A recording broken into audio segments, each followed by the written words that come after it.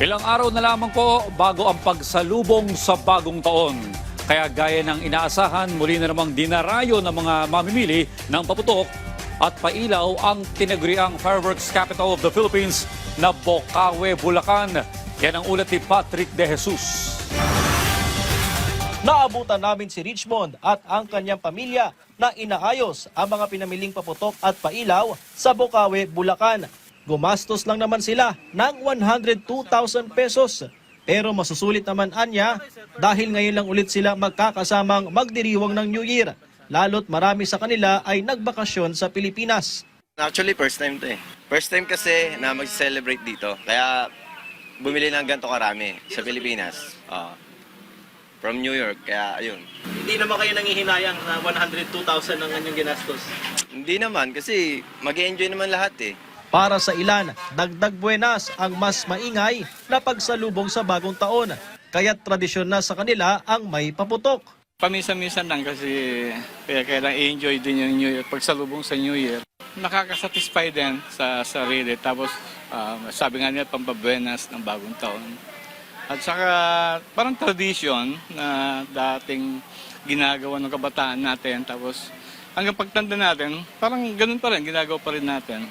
Marami nga na taga-Karatig probinsya, dumayo pa sa Bocaue na tinaguriang Fireworks Capital of the Philippines. Sir, saan pa kayo nanggaling? Bali bumiyahe pa kami ng from Cavite, General Trias, umaga-umaga. Kasi ina-expect namin na baka may traffic, so pag ganitong oras talaga wala masyadong traffic.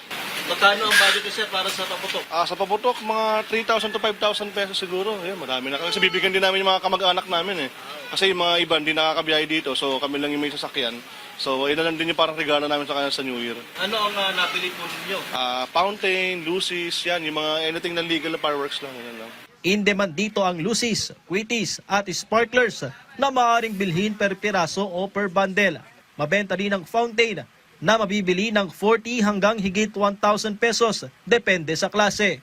Ang aerial fireworks naman, 700 pesos hanggang 55,000 pesos, depende sa dami ng shots. May ilang out of stock na at maaaring magbago pa ang presyo habang papalapit ang pagsalubong sa 2026. Ano ang bentahan ngayon, ilang araw bago ang New Year? Paano naman po, palakas ng palakas po. Palakas, kagaya po ng paputok namin, palakas din po. Habang lumalapit na po yung New Year, sumataas na po yung presyo kasi nagkakaubusan din naman po ng mga stocks. Nakapaskil sa bawat tindahan ang isang paalala na mahigpit na ipinagbabawal ang paninigarilyo, lalong-lalo na yung testing sa mga ibinebentang paputok at pailaw sa ilalim ng public order dito sa Bocaue, Bulacan. Yan ay para maiwasan ang anumang aksidente at matiyak ang kaligtasan ng lahat. May mga nag-iikot din sa lugar na nagbebenta ng turotot. Gaya ni Carling na may alok pa na laro ang baril na gawa sa kahoy bilang alternatibong pampaingay. Kung silang magagalit sa akin, taga-sutro lang. Nagsaksaya kayo ng pera, hindi nyo tutulungan. Seconds lang.